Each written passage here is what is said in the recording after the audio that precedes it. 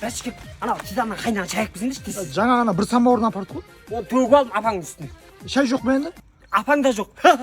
Той жиындарда жүретін қайнаш братан. Мына мен шу шашып есік алдына мына сыпыра берсінші, мен бір өзім қақылы көре берем. Ай, тойханада өтеді ғой. Ой, Иә.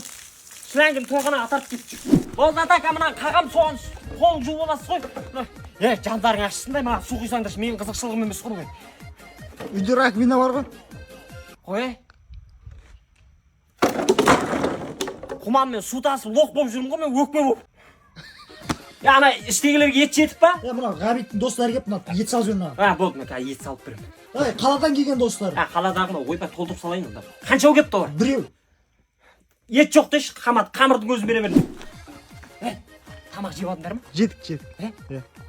Қолаңа асқанан артына барып шибаңды жай ма? Болды. Менің балаларым сендірмей жүрген шығар, Жоқ. Қой, әйелі. Жеңше, тамақтарды кіргізе берейік па? Анау әйелдер жаққа 6 табақ. Әйелдер жаққа 6 табақ дайындаңыз. Ана кемпірлерге 7 табақ. Кемпірлерге 7 табақ. Ана жаңадан келген қыздарға 3 табақ кіргізіңдер. Қыздарға 3 табақ. Қатындардың бәрі жиналып не істеп отыр өзі үйде?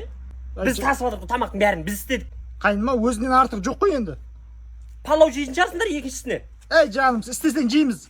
Ішек қарын тазалай беремін мен. Ей ақылды май. Мал қайда?